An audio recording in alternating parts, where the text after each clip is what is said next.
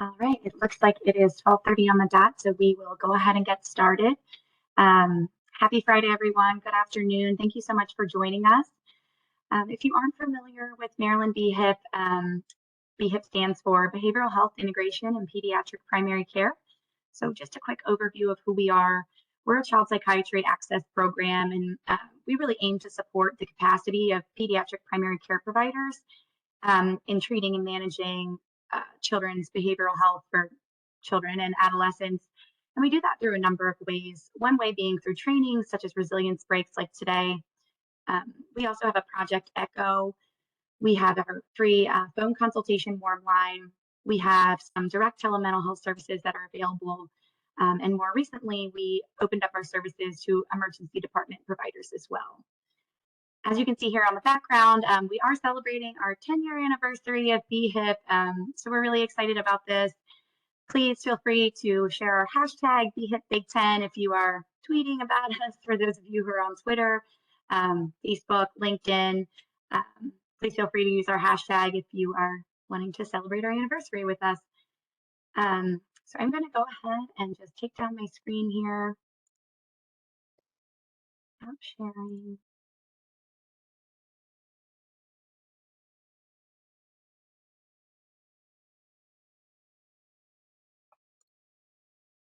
Okay. So unfortunately, Dr. Beeson did have an unexpected conflict today, but we are pleased to announce Dr. Samantha Hartley as our presenter today. So Dr. Hartley is a postdoctoral fellow at the National Center for School Mental Health, which is located within the Division of Child and Adolescent Psychiatry at the University of Maryland School of Medicine. She received her PhD in clinical community psychology from the University of South Carolina. She has spent the past decade working in school mental health, first in adolescent suicide prevention programming, policy, and research in the San Francisco Bay Area, then as a school mental health clinician, researcher, and program evaluator in both South Carolina and Maryland, including the Baltimore City public school system. So without further ado, I will pass the floor to you, Dr. Hartley. Hi, thank you. That was a mouthful, some of our names. I'm going to share this file real quick. And Tiffany is really sad that she couldn't be here today, but I will try to do her justice. She is wonderful, but well deserving of a break.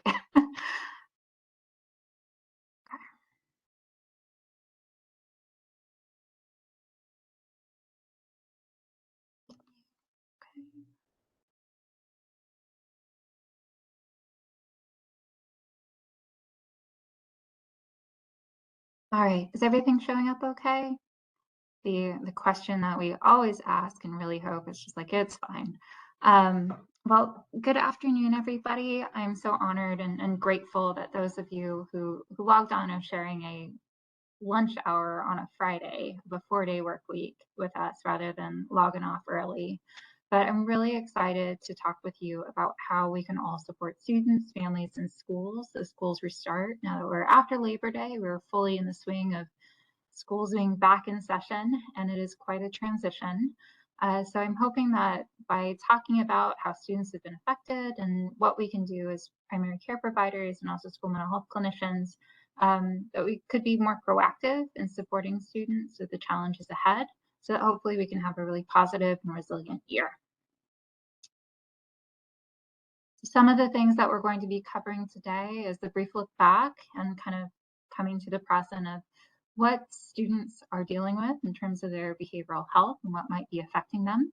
We're also going to be talking about ways that you can partner with schools to help students in their mental and behavioral health, strategies that schools are using that primary care providers might support, and ways in which in your own practices you can bring up behavioral health topics that are particularly relevant to students and their parents to again, be proactive and mindful of what might make a really big difference, even within a brief primary care visit.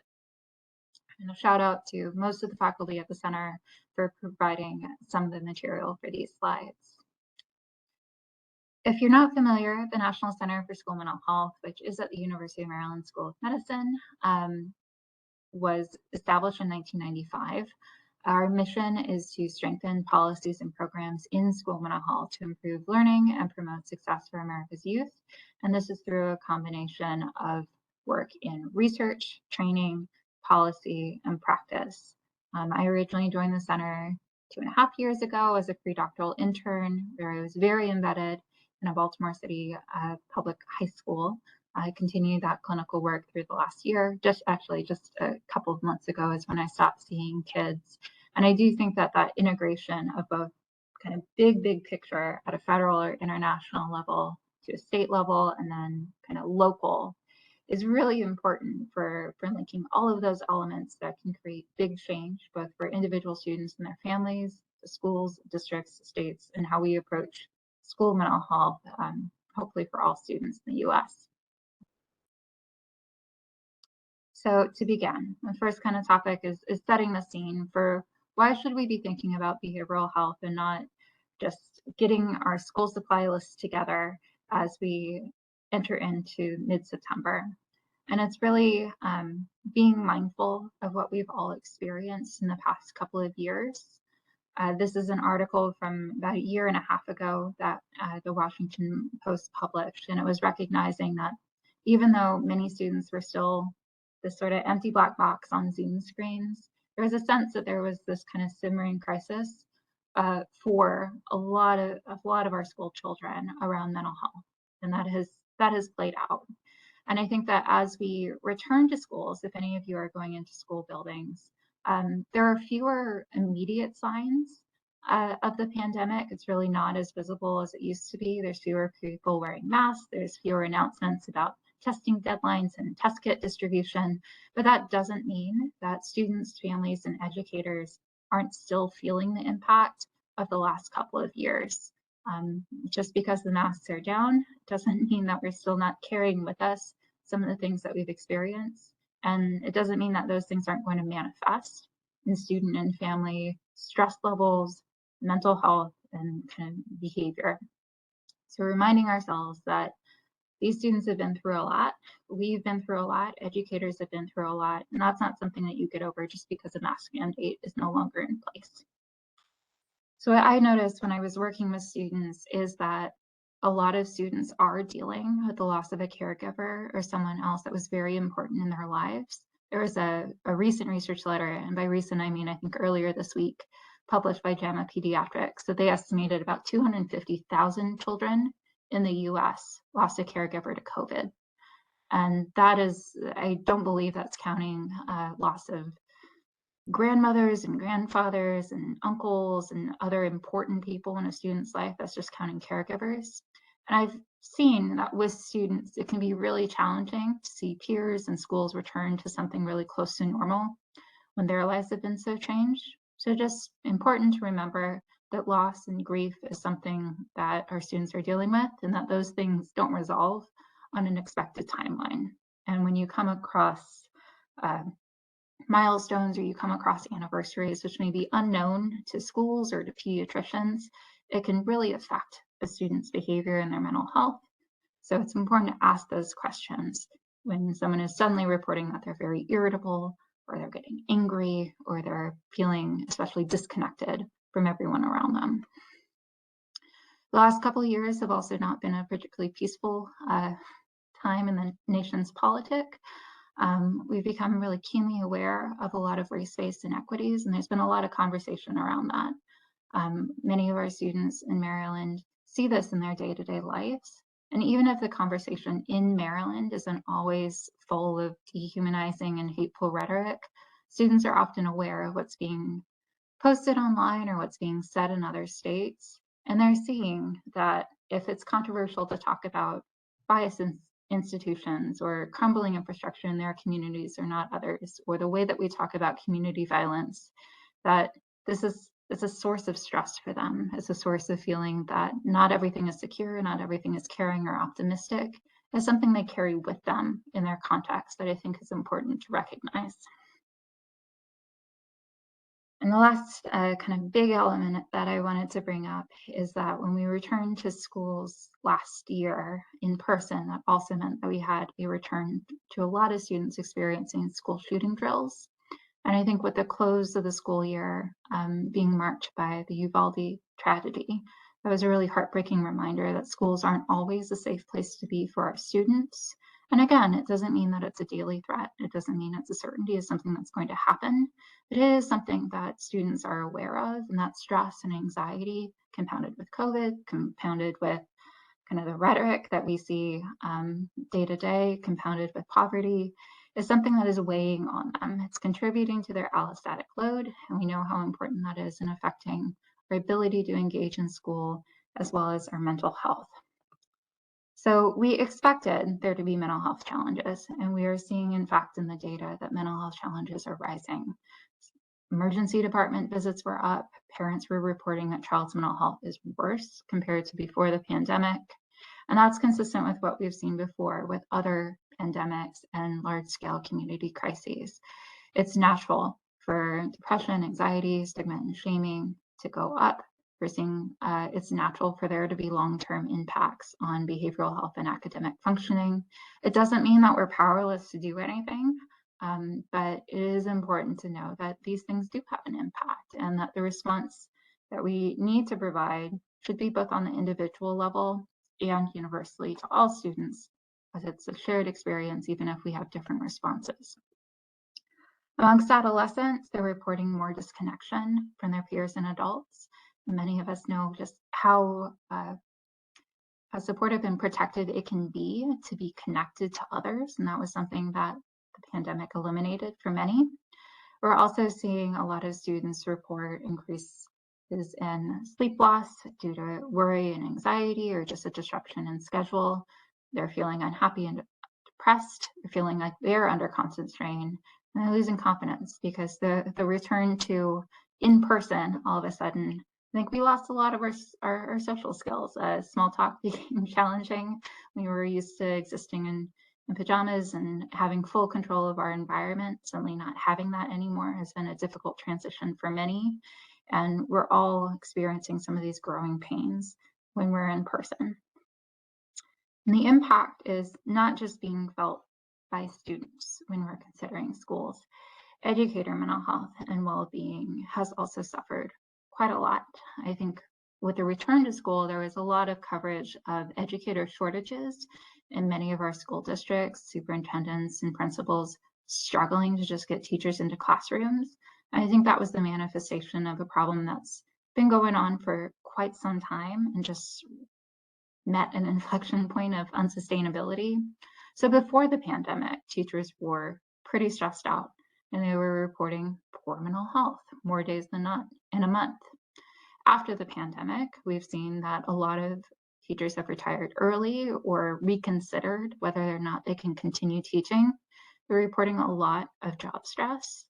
And they're also saying that they're spending more time now addressing student mental health needs, which is something that they often don't have time for because they're also responsible for an entire classroom, and that they may not be trained for, which is something that we can do something to address. But this is an additional, very important, oftentimes rather stressful responsibility that's being added to their plate, and they really deserve our support.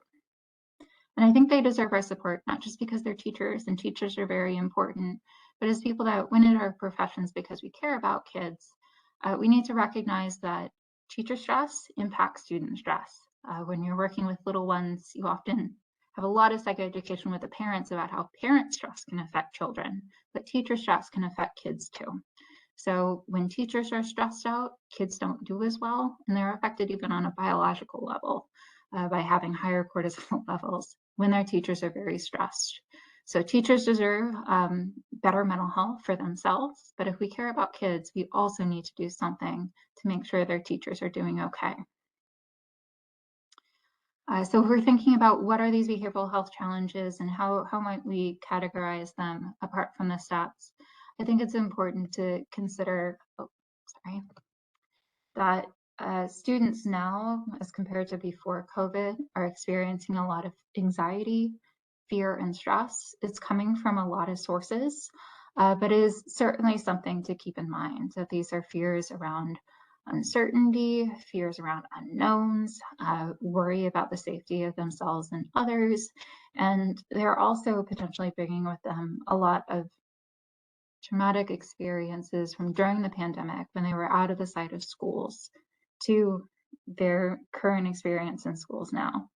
Trauma continues to affect us, and it's going to be the task of pediatricians as well as schools to determine, like, what happened to you in the 2 years that I saw you in a Zoom box, and how can I bring some compassion when I'm trying to understand your behavior now that is challenging, so I can best support you if it is a product of trauma. As I mentioned before, in the grief piece, students are also experiencing a lot of loss.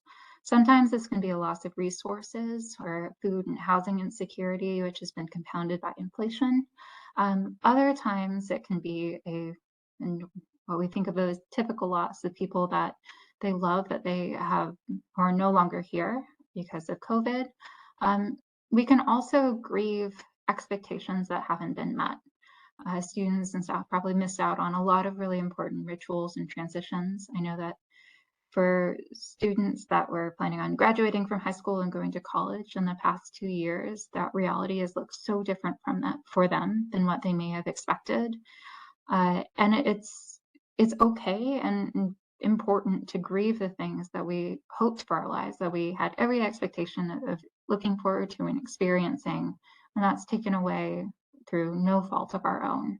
And there can be some irritability and disappointment and grief about just missing out on how we expected things to be. And the last element that I want to keep in mind is the sense of we've been really faced with a lot of inequity, and some students have been affected so much more than others. So COVID hit communities of color much harder than others. It's had long-lasting effects on health as well as finances. Students that weren't able to connect to virtual education as easily as others have demonstrated more of a learning gap and learning loss than their peers. So they're falling behind, but they've been progressed through school. So if you were currently in grade 10, but you've basically missed out on the last 2 years of instruction, you can imagine that it's going to be pretty stressful and you might be kind of confused when you're in your classroom. So they're dealing with that. We're also seeing that some communities really are dealing with impacts of financial stress much more than others. So that's housing instability, food insecurity, being stressed about money because of inflation, dealing with kind of disability and job loss because of after effects of COVID. Parents might primarily be dealing with the stress, but students feel it. They're very aware of it. Especially in Baltimore, I've learned that they know what's going on and it stresses them out. And that's one more element that they're carrying with them to return to school. And all of these really dour, negative sounding things at least have been recognized, which is the first step, recognizing something and bringing awareness around it. So AAP declared a national emergency in child and adolescent mental health last year, and the US Secretary of Education said that school-based mental health really needs to be a national priority. So there is hope. We have the tools that we need. I think one of the most important tools is to be human and to show up for one another and really invest in relationships. But there's also evidence-based strategies in school mental health that can be used to really support all students, because everybody is struggling, and to more specifically manage the needs of some students that are struggling the most. And this can all be done kind of with community partnerships. So I'm going to transition now to talking about how schools can offer support for student behavioral health in a really systematic way, and ways in which pediatric primary care providers can partner with schools and also supplement some of the work that schools might be doing in their own practices. So the goal for all of us at the National Center is that every student has access to comprehensive school mental health systems. It is not quite a reality yet, but in an ideal world, this would mean that schools can be a place that provide an array of supports and services, and we would be positively impacting school climate, social emotional learning, and mental health and well-being, and decreasing the prevalence and severity of mental illness. Because if we don't take a proactive stance and focus on promotion, prevention, and building resilience, there will simply be far too many people that need individualized care than the mental health workforce could ever handle.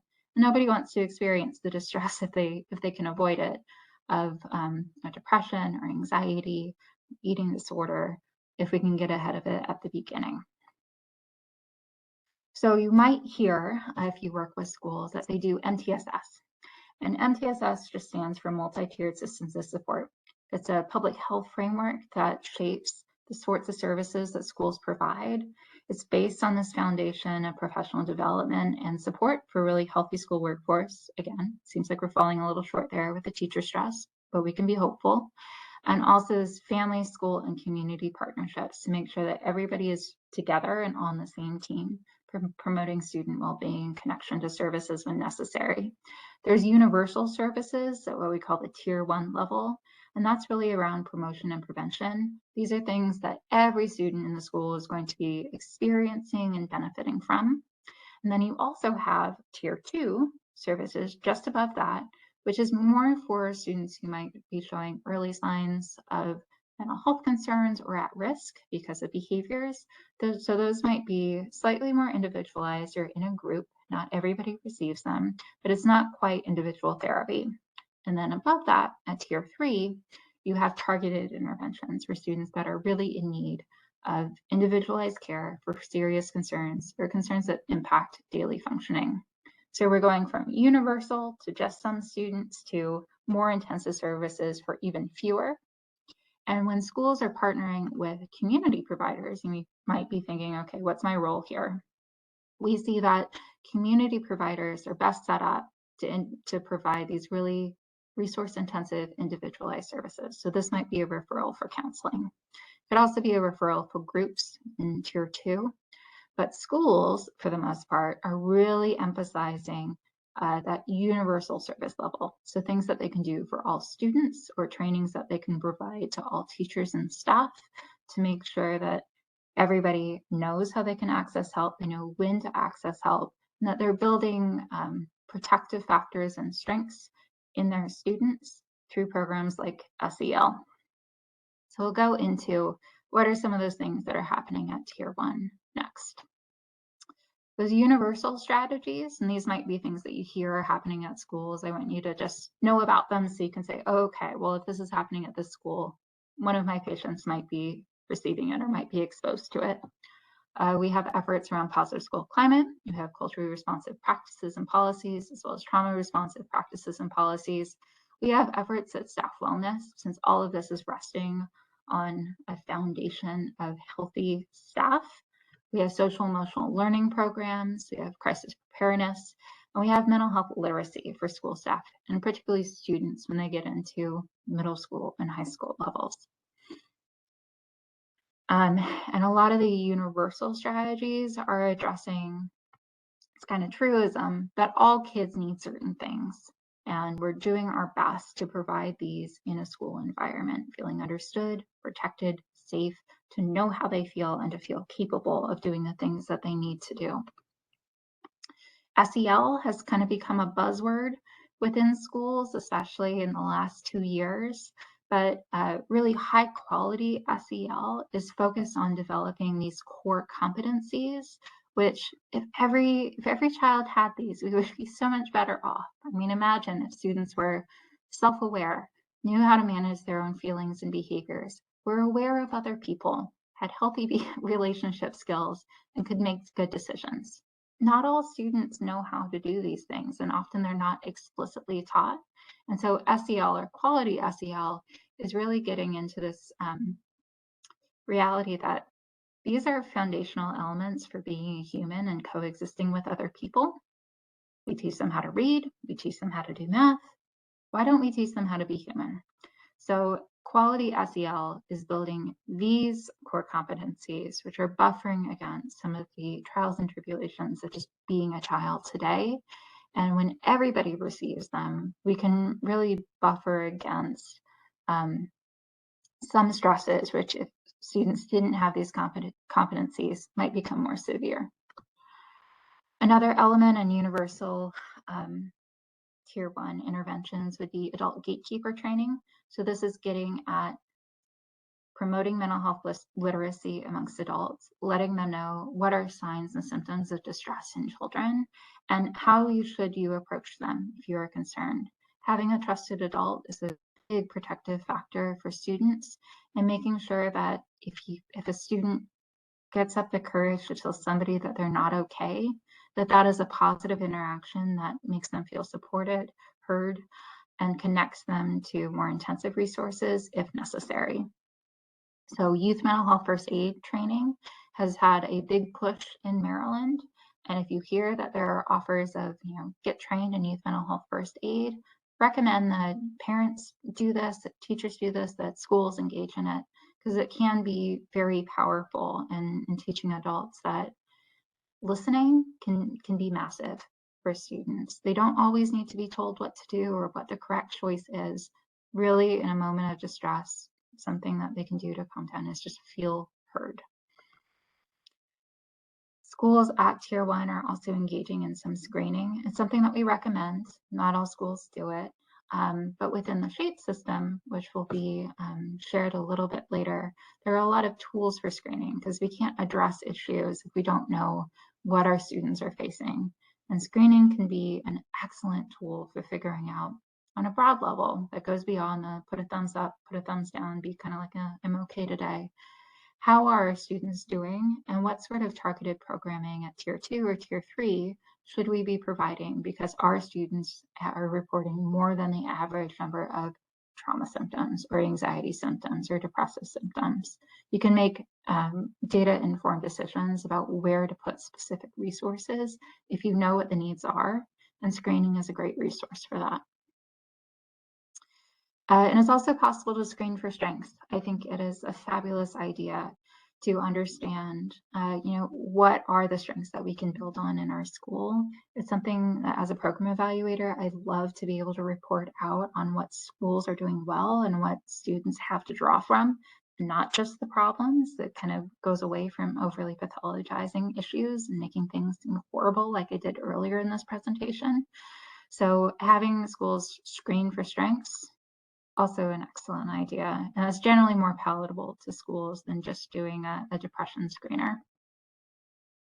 And I'm very briefly going to get into some Tier 2 and Tier 3. So Tier 2 and Tier 3 are for fewer students, and it's really when people are acutely at risk at developing something that might become diagnosable, or they're already there and they need individualized care. So this comes in the form of evidence-based psychosocial interventions, either in a group or individual setting, and then of course, psychiatric care. A lot of mental health treatment happens in schools, and this might be in the form of a school social worker or sometimes a counselor or a community provider that provides school-based services several days a week, because youth are way more likely to complete mental health treatment and they don't have to go anywhere to receive it. As a former school mental health clinician, it also makes it so much easier to coordinate elements of what's most important to the student if you are able to talk to the teacher, able to talk to the parent, and able to talk to the student together. So mental health treatment in schools is happening. We don't fully have the capacity in every single school to meet every student's needs, but it is possible through group intervention to address way more students than might be individually seen in a community clinic.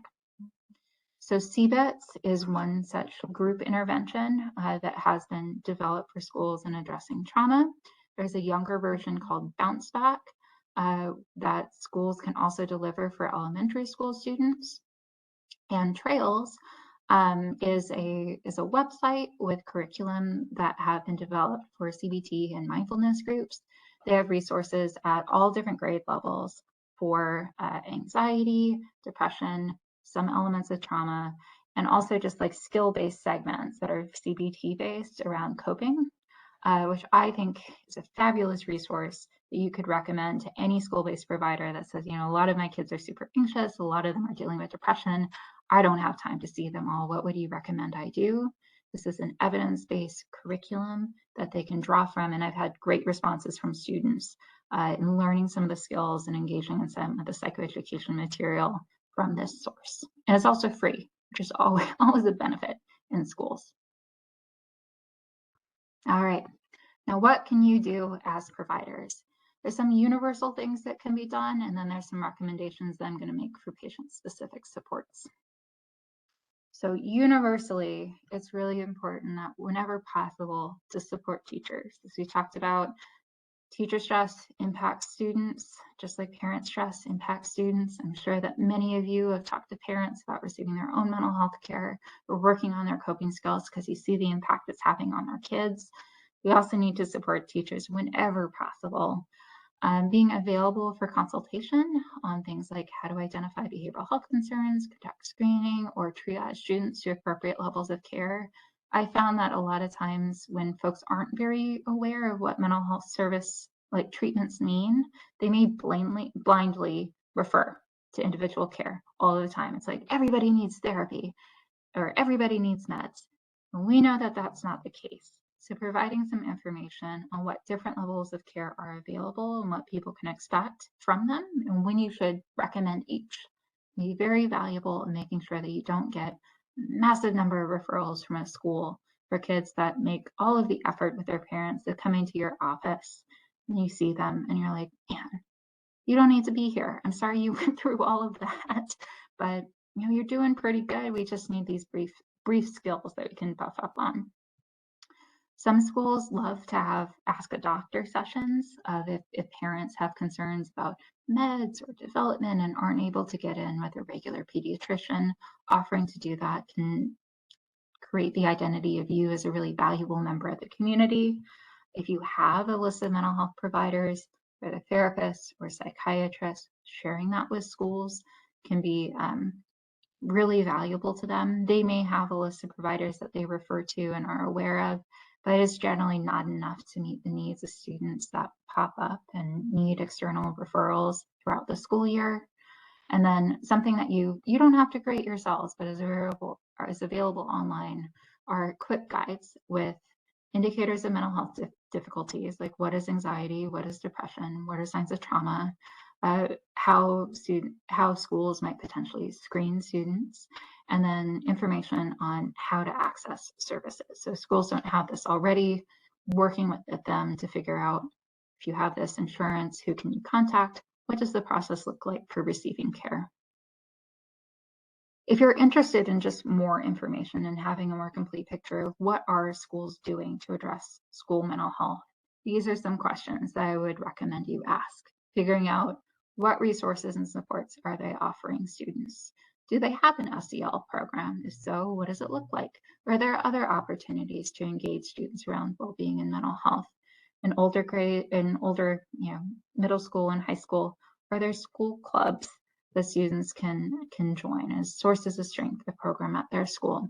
And understanding, do they screen for mental health concerns? Figuring out if there are mental health providers in the school and whether they serve general education students.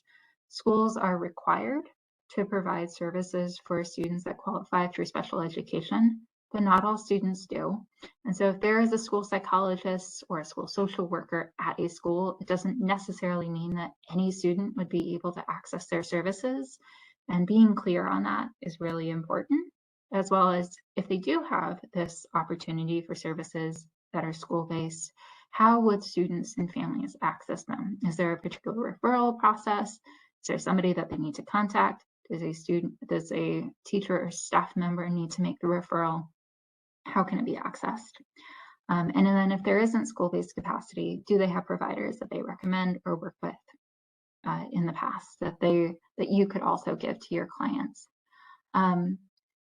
Being really kind of generous and assuming like I'm here to help you is an attitude that schools really appreciate. So instead of how can you help me, being what can I do to support your school mental health efforts? You're already doing so much great work. Are there opportunities for us to combine some of our efforts to support the same community of youth and families? Figuring out how can I better connect with your school team? Are there any opportunities I could join to learn more about your work rather than you really need to send your documentation on time? I have a very busy schedule. Everybody has a very busy schedule, but offering changes on your own behalf or your office's behalf, if this is something that you're really interested in, will probably get a better response than kind of pushing people away because it's been frustrating to work with schools. Which I'm not saying you do. Everybody is very stressed out, but honey is a better attractor. If you want to help support teachers, I kind of mentioned that in a vague way before, making the recommendation that schools look into TeacherWise, which is an online course for helping teachers and school staff manage areas that contribute to wellness, is a really great recommendation. You don't have to be delivering this on your own. However, I think being a doctor or a primary care provider gives you kind of a sense of, I know what I'm talking about. And if you give them this recommendation when they say, we're trying to do something for staff wellness and they're not appreciating being able to wear jeans on Fridays and having pizza once a month, they're not feeling less stressed, you can say, I love that you're doing that. I've heard about this great resource that teachers can access online that helps them make individualized plans for building their own wellness. It's called TeacherWise. Here's how you can access it. Could do wonders for getting schools to do something that is evidence-based to support their teachers. And there is a link here for a workbook that teachers can use, as well as the website. Now, moving on to patient-specific supports to round out the presentation. You're probably doing a lot of these things already. You went to school, you're not hearing it for the first time, but I found that sometimes reminders can be helpful. It's also reinforcing that you're doing a great job already. So some of the most important things that you can cover when you're seeing a student once a year for that sports check physical might be to think about how can we reestablish routines and social connections at the beginning of the year. Summer is a nice break. However, it's a very disruptive period of time for students that may not be able to see their friends very often or are staying up at all hours of the night and don't know what it's like to go back to school or wake up at 7 a.m. again. And thinking about how can we guarantee the best chance of success by setting up routines early rather than as a reactionary measure when things fall apart. Is a really good discussion to have. Coming up with a proactive coping plan with students when they're not yet stressed, because that when they're stressed is not a great time to think about coping, but before they're stressed, it's a really good time to think about what can I do, what doesn't work for me, who can help me. Reviewing those back to basic topics around sleep hygiene, social media use, screen time, and some psycho ed about when might things be getting serious, like what are common mental health difficulties and when do we know to reach out for help. Coaching caregivers and how to communicate with their child when they're concerned about mental health is a very, very important conversation to have. Parents often mean well, but parents also get really stressed when they're concerned that their kid might not be doing okay. And when you're stressed out, we don't always approach those conversations in the most positive way. I would allow child to say, yeah, I'm really not feeling good. So coach caregivers and how to have those conversations. Encourage families to connect with mental health supports. It's a lot more helpful if you know this person at your school is available. This is how you reach out to them. And what I've found is it can be really important to explain the role of release of information forms with them so that you would be able to work with their clinician if they see somebody at school. That can be a form that in the large packet of paperwork comes off as like, what do they need to know? Why? But if you talk with them before they reach that point of, I would love to collaborate with a person that you see, because of privacy laws, it's really important that we have this form filled out. This is what it means. You do engage with services. It can make it feel expected and more acceptable to parents and to students, and you'll have a greater chance of being able to connect with your clinician and work collaboratively around medication or sleep or behavioral activation than you would otherwise. Lastly, once you do have that release, communicating with school personnel or their clinician about progress and concerns. And then when you're in the office with students, screening them for well-being, COVID impact. This can be through questions. It can also be through some screeners that I'll recommend a little later. So the back to basics section, like I said, routines, help massively. They often fall by the wayside during the summer. Talk to parents and students about what they do before school, the night before, to make sure that everything is ready. What do they do on the weekend to transition to the school week? Making sure that we have things the same time, in the same place, that there are concrete expectations for what's going to happen at night and what's going to happen in the morning and how are you going to get back from school, are really reassuring for students that have dealt with so much change and so many unknowns in the past couple of years, and reduces stress around transition times, which can also be really frenetic for parents. Reviewing basic hygiene routines, it's kind of a reminder of going back to in-person. And I think the biggest thing is talking about sleep. Sleep is so important for child mental health, particularly adolescent mental health. And it is a big shift from the summer. So talking about sleep hygiene, talking about behavioral practices that they can put into place now to transition to not being a zombie when they have to wake up for school. Really, really important. I would caution against parents or kids that are like, oh yeah, we'll just take medication for it. Not a great idea. But talking about what does blue light do? What does extra screen time do? What does having playing video games up until the moment that you're supposed to fall asleep, does it help you fall asleep? Not so much. And working back from how many hours of sleep should you be getting at this age to feel rested and awake and ready to learn? And what does that mean for when we need to fall asleep during the week? And then how can we make the transition from weekend to weekdays easiest by not having massive changes in our bedtimes? There is an adolescent sleep health questionnaire, which you can find online. And I found that that can be really helpful for students that are just chronically experiencing some form of insomnia, to pin down where could we make the most change to potentially benefit your sleep outcomes.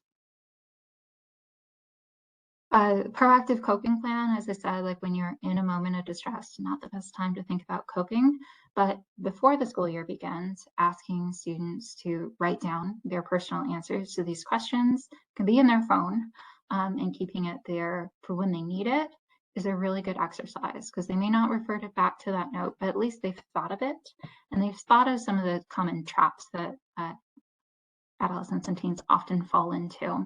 So especially the trap of things that you do in the moment when you're feeling really stressed out or sad that you really want to make you feel better, but don't, but actually end up making you feel worse. So things like staying up really late on TikTok or watching videos or staying in your room and going on social media and seeing all the fun things that other people are doing. Those things they think or hope will make them feel better, but don't. It's not a great time for a parent to bring that up when their student is feeling horrible and has been on their phone for the last 4 hours. That's not going to have a great reaction to, okay, I will put my phone down. However, if we can think about it beforehand, the student will feel empowered if yeah, that's right. I never feel good when I'm up until 4 a.m. and I have to get up at 7. My mood's pretty bad the next day. I'm enjoying in the moment. That's not good long term. I should figure out how I can avoid that by changing the settings on my phone. A good conversation to have before they're experiencing distress. Behavioral activation is a really simple, really great strategy we have for kids that might be sliding into feeling super anxious or more often depressed. So focusing on activities that are social, that are active, that are fun, and that do involve some kind of effort or purpose are really important to make sure that these things are present in students' lives, especially when they're starting to complain of, I just don't have energy for anything, I don't care, I don't want to do anything at all, I just feel kind of blah all the time. When you're thinking about behavioral activation, think about safe, social for connection, active to get our bodies moving, fun to hopefully bring some enjoyment, and effortful, so it's something that is difficult to be distracted from.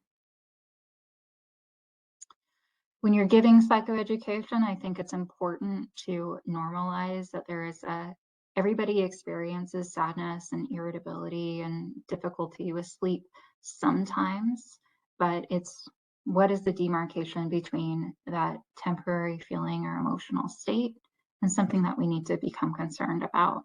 So it's not the first day that you're feeling this way, but if parents have noticed that this is the case for 2 or more weeks, they're really noticing a change in their student, they're noticing changes in functionality, that is really when we need to start talking to somebody and thinking like more effort might need to be put into doing something about how you're feeling right now.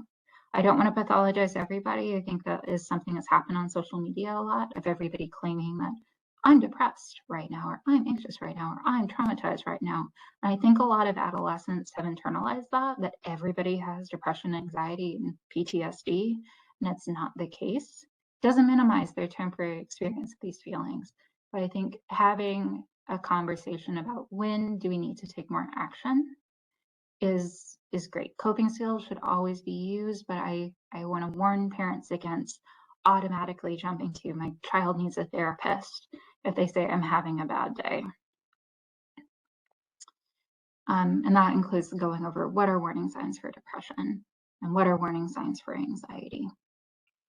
This is the coaching the parents aspect that I brought up before. Helping parents understand that these conversations really do need to be planned if they've been worried about a child, choosing the right time, sticking to the facts of what they've noticed that's made them concerned, validating that like things have been really hard for a lot of people lately. So it's understandable that they might be feeling that way. If I would have kind of like a cautionary recommendation around self-disclosure for parents. You know, they don't need to go into the darkest, deepest secrets that they've never told their child before if they're concerned that their child is depressed. But recognizing that, like, you know, I've dealt with this too, or your aunt's dealt with this before, can make it feel more normalized, like it's not a scary thing to disclose. And being ready, I think, for pushback. Telling parents that the first time you express your concern to your child, they may slam the door and say, go away, you're bothering me, or like, I'm fine, mom, God. That's okay.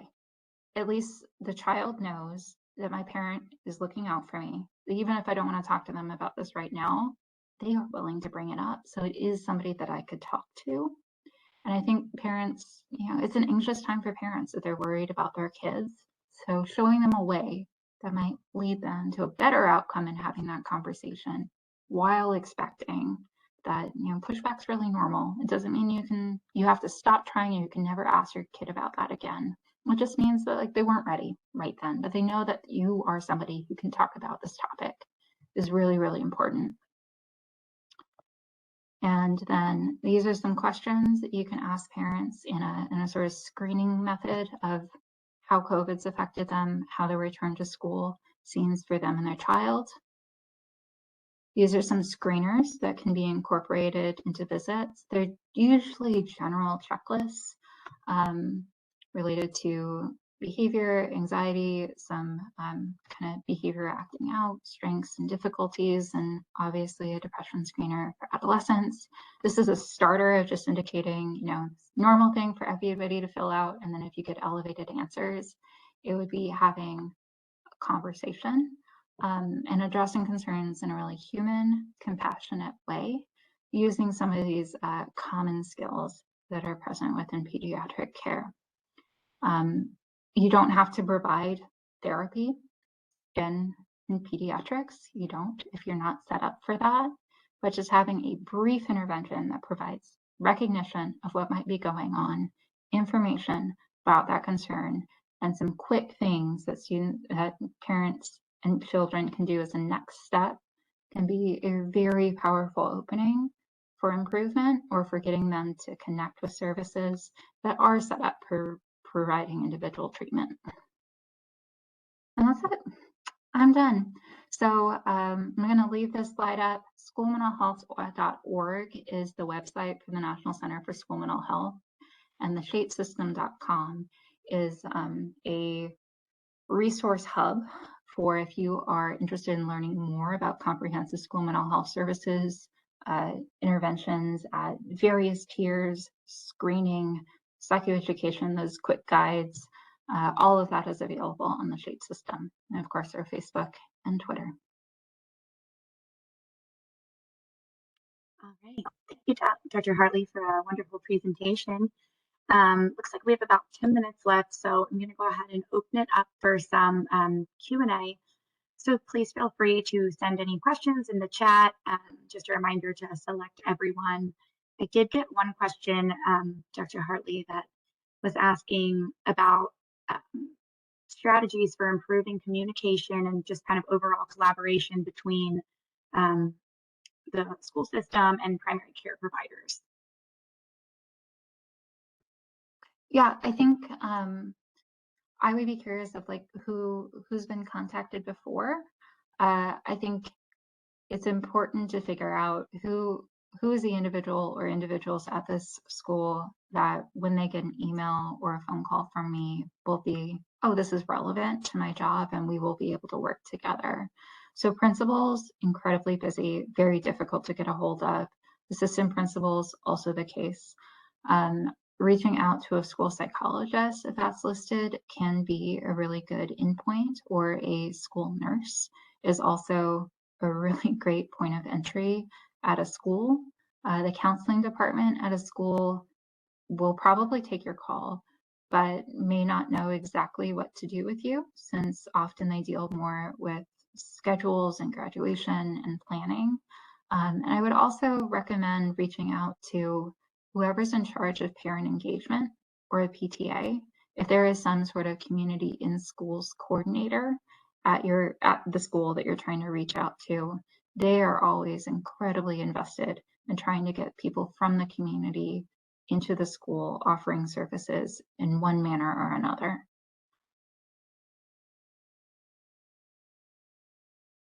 And persistence. It feels terrible to be the squeaky wheel. You're like, I don't have time for this. Why do I have to keep trying? I'm trying to help and they're not receiving it. I think it's very normal for sometimes emails to be overlooked, especially if it's coming at a really busy time. I haven't seen many functional fax machines in schools often, and sometimes phone calls need to be made a couple of times before you get a call back. So I would not expect a 12-hour or 24-hour response time from a school. Give it 3 days, give it a week, and then try again. But also, look through the staff directory at a school to figure out, am I reaching out to the best person that might actually be able to do something with my concern? Thank you. Any additional questions? Give it a minute or two for folks to send in if they have any.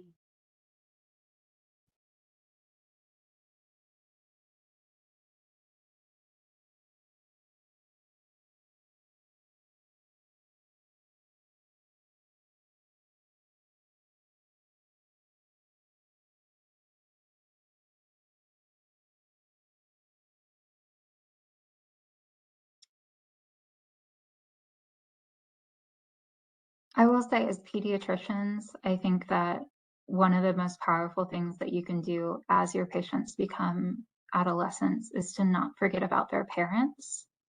I know that there is a lot of conversations that happen with parents when their children are very small and can't provide good information to you, and that there can be a tendency to have the parents like wait outside and just have conversations with the adolescent, which is very important.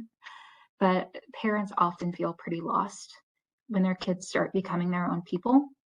And that started coaching around what is normal, what's not normal, how can you have like positive communication with your teen, what are things that are typical to negotiate, and if you're concerned, how can you reach out in a way that allows you to stay calm, is not treating your teen like they're their best friend, because that's inappropriate, but to also not project like their own anxiety about their kid not being okay onto their teen when they're asking them how they're doing.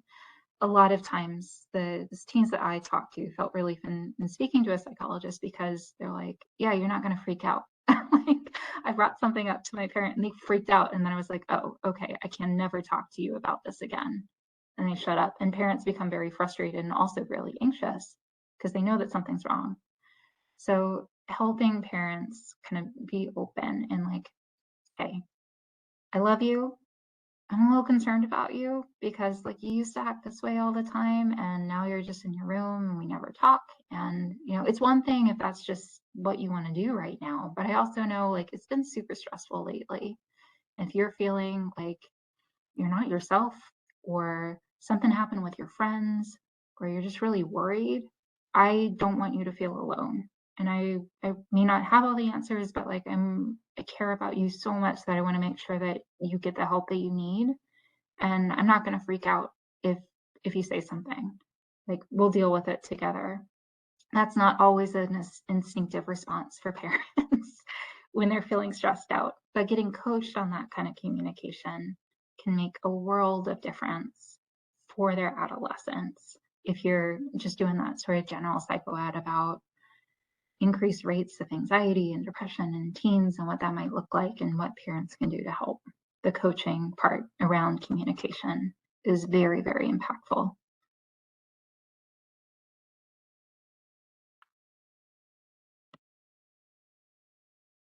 All right. It doesn't look like we have any more questions at this time. So thank you again, Dr. Hartley, for this wonderful presentation today. And thank you everyone who was able to join us. I hope everyone has a wonderful rest of their Friday and a great weekend. Thanks, everyone.